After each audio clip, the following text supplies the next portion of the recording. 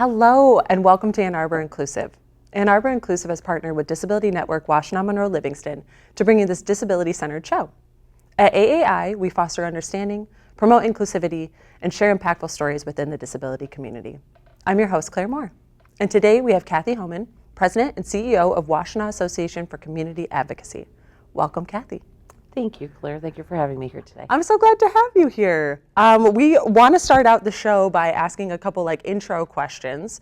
We want to know about, can we call it WACA? Do you guys call it WACA? You can call it WACA. Amazing. Absolutely. Okay. It's a long name, so absolutely. I love WACA. We go by WACA, we go by ACA. Awesome. Okay. So Washtenaw ACA or just ACA? ACA. Beautiful. Love to know it. Okay. So first of all, what is the Washtenaw Association of Community Advocacy? So WACA, or ACA, or Washtenaw ACA, is an affiliate of the ARC, a chapter of the ARC. We are the oldest ARC in the state of Michigan, and we are older than the national ARC. We are a disability advocacy agency that provides advocacy for people with intellectual and developmental disabilities. That is amazing. I mean, it definitely aligns with what some of the work we do at Disability Network. So I'm very familiar with some of those phrases there. So it's such important work. So we're so happy that you're here doing that. Thank you. And I do fall into acronyms very easily, as you know, from the work that we do. So please feel free to stop me if I do that. Thank you. We call it alphabet soup sometimes when we're doing our reporting, because there are so many acronyms for all the little different things that we are involved in. And each system has its own language. Yeah, absolutely. It's difficult. Yes. So how was WACA or ACA started? ACA was started by a group of parents back in 1949 whose children resided in the Coldwater Institute. Back then, if you had a developmental disability, even if you had epilepsy, you were put in an institution. You were not allowed to live in society. Right. So they wanted some education for their children. They wanted some soap and shampoo for their children, those little things in life. And they got together and formed what used to be called the Association for, and I won't use the R word, Citizens. That's an old terminology. That's why we're called WACA instead of the ARC.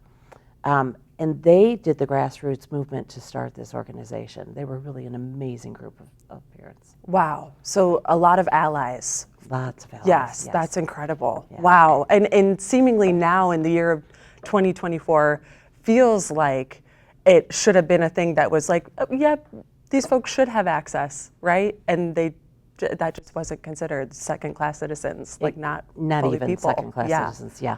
Wow. Not even. So who do you specifically provide services for? What are your demographics? Sure. We provide support for people in Washtenaw County who have an intellectual or developmental disability. A disability that is before age 22, expected to last a lifetime, and impairs at least 3 major functionings of life. Okay. So, can I bathe myself? Can I dress myself? Do I know stranger danger? Do I, am I able to walk? Am I, able to see? Those kind of things are what they consider. And we go by the Michigan definition of developmental disability, or IDD as we call it. Sure, yeah. Familiar, another acronym, right? Yep, all the time. Absolutely. And what sort of services do you provide?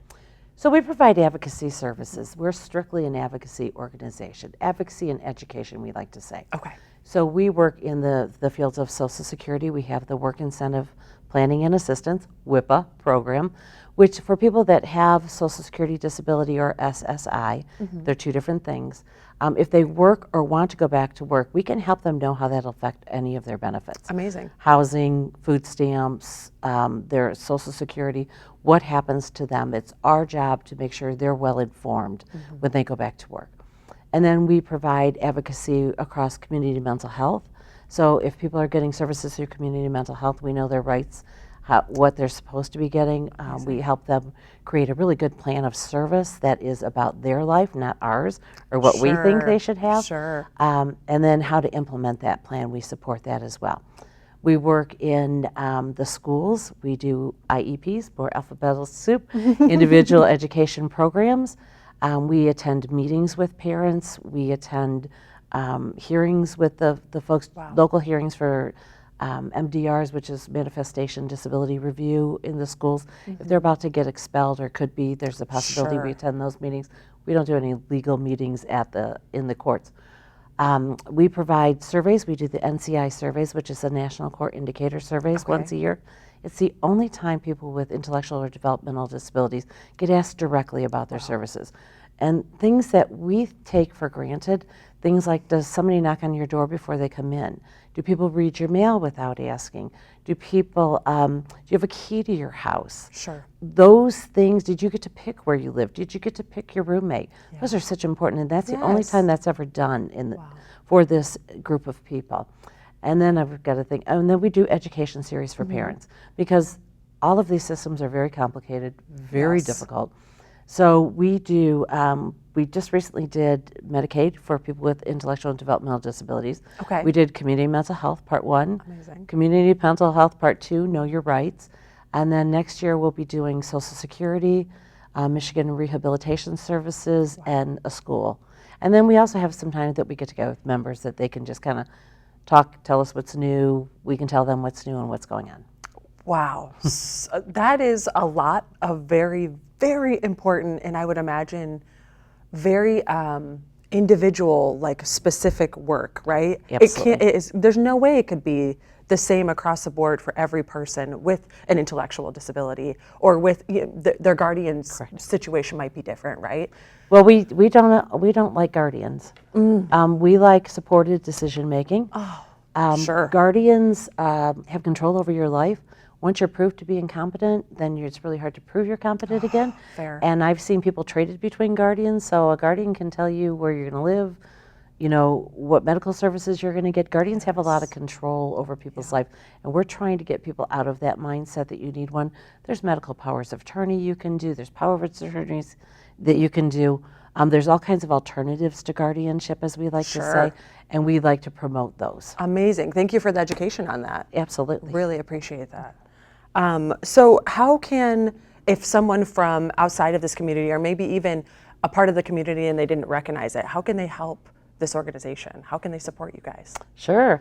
Well, we always say become a member. Sure. Please become a member. Our membership is very reasonable. It goes for a year. It allows you access to those education programs. Oh, great. It allows you onto our listserv. So when something new and is changing, laws are changing all the time. Something's happening, we let you know.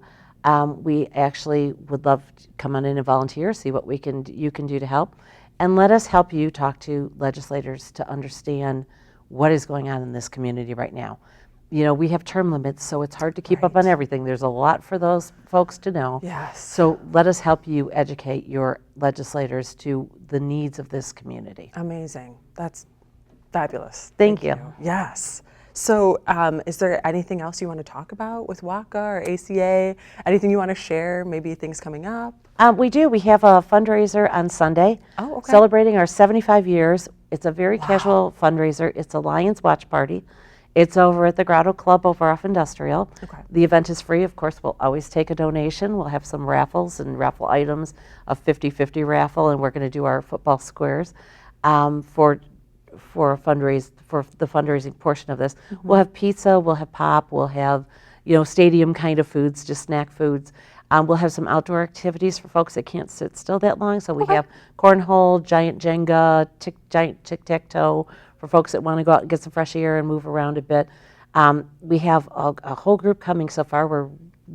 We limited to 100. We've got about 30 slots open at this point. So if anybody wants to come by, go on our website. Please register there. And for anybody naturally that wants more information about us, feel free to go to washtenawaca.org.